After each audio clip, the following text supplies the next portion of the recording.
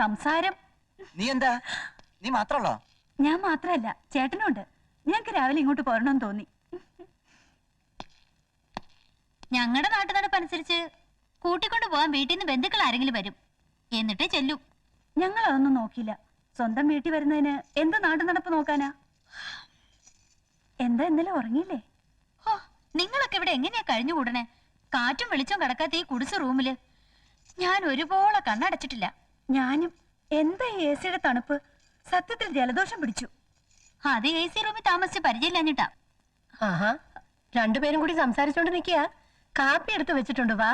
ആ ചേട്ടത്തി ചെല്ല്, ഞാൻ സാറിനെ വിളിക്കാം. സാറോ? ഞാനത് ഓർത്തില്ല. എല്ലാരും പുള്ളിക്കാരനെ അങ്ങനെയാ വിളിക്കാറ്. പ്രഭാവതി വിളിച്ചത് ആ പഴയ സ്റ്റെനയാണെന്നുള്ള ഓർമ്മയില്ല അല്ലേ? ഭാര്യയാണെന്ന് എപ്പോഴും വിശ്വസിക്കാൻ പറ്റണില്ല. പ്രേമൻ എന്തിയെ? നിന്റെ പ്രേമനും ഇവളുടെ സാറും ഒക്കെ അവിടെ ഉണ്ട്.